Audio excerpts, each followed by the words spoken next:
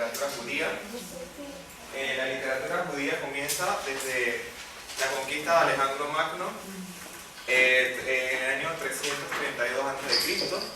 hasta la destrucción del templo en el año 70 después de Cristo. Esta literatura consta más bien de hechos religiosos, más que nada, ya que la religión estaba bastante... La religión estaba bastante...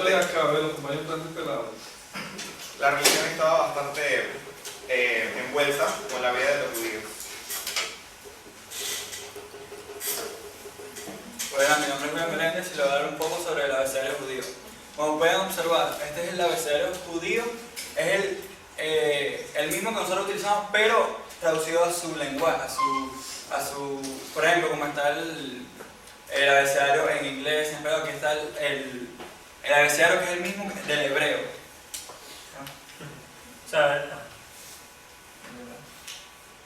Estos son los números judíos, que son letras que también pueden ser números. Por ejemplo, en el español, las letras no tienen ningún valor. O sea, las letras simplemente se utilizan para escribir versos o para hacer un tipo de cuento, todo. O sea, simplemente para cosas que tengan que ver con un escrito. En cambio, en el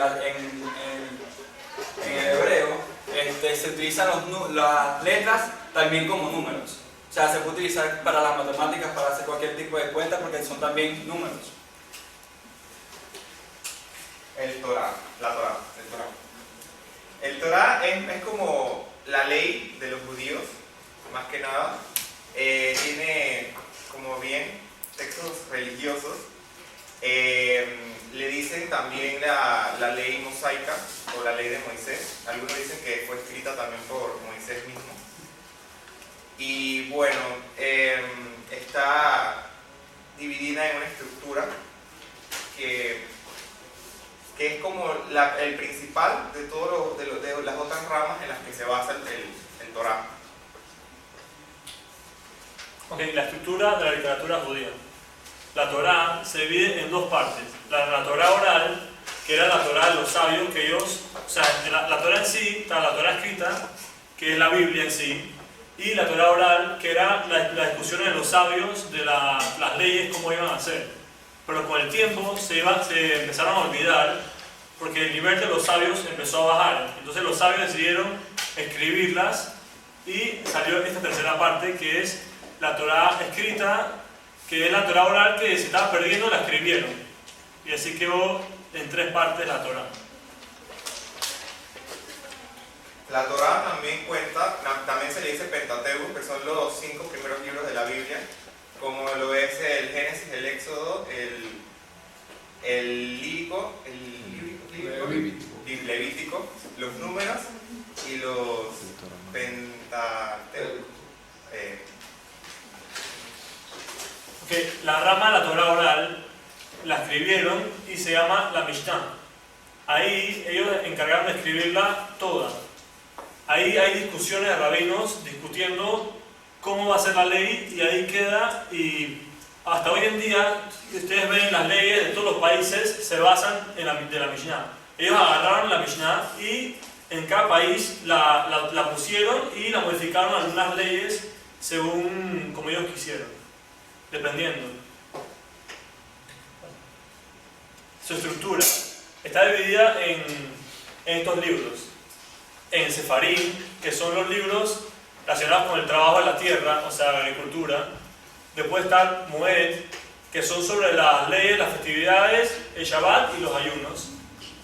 Después está Nashim, que son todos sobre el matrimonio, en todo caso, por ejemplo, en el divorcio, de las relaciones, todo. Después está Nezikim, que son daños y perjuicios, que ahí habla sobre si alguien dañó a alguien o si alguien mató a alguien, qué es lo que hay que hacer, o sea, qué castigo se le da. Después está Kodashim, que son las reglas religiosas sobre el templo, cómo hay que cuidar el templo, cómo armar el templo. Ellos tenían en el desierto, tenían un templo movible. ahí está la ley de cómo se tenía que guardar todo, arreglar todo, cada paso, cómo se hacía cada cosa. Después está Tearot, que es la que habla sobre los procesos de purificación, cómo se purificaban después de haber, la mujer por ejemplo, después de haber tenido su periodo, tenía que purificarse. Entonces ahí habla cómo es el proceso para la purificación de la mujer. El Talmud.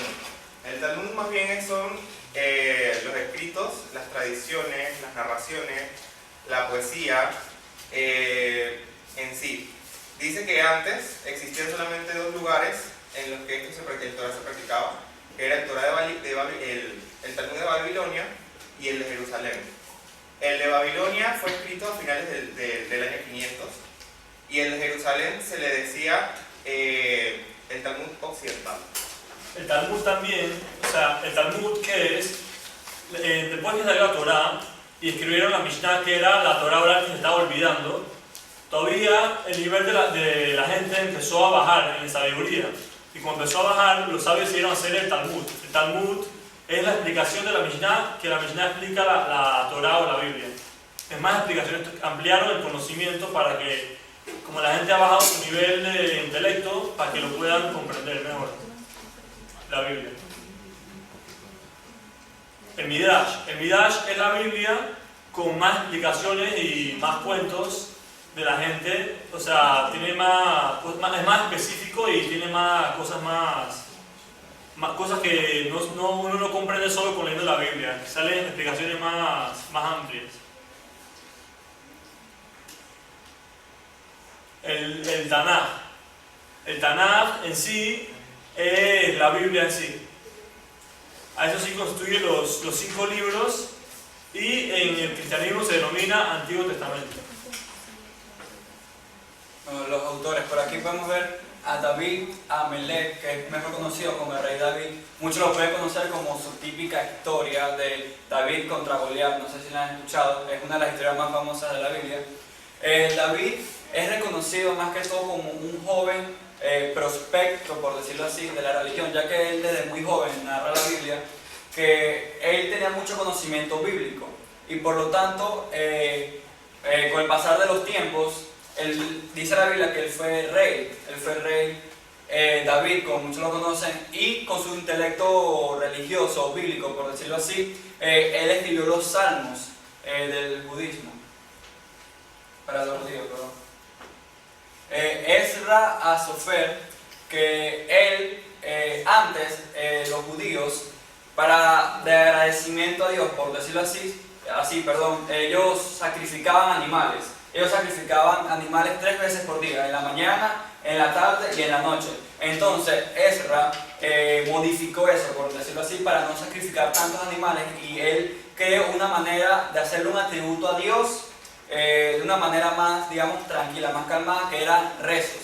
Él en vez de sacrificar animales, decidió hacer 3 rezos. Uno en la mañana, que es el Shaharit, el Minhat, que es en la tarde, y el Arbit, que es en la noche, para no sacrificar tantos animales, por decirlo así.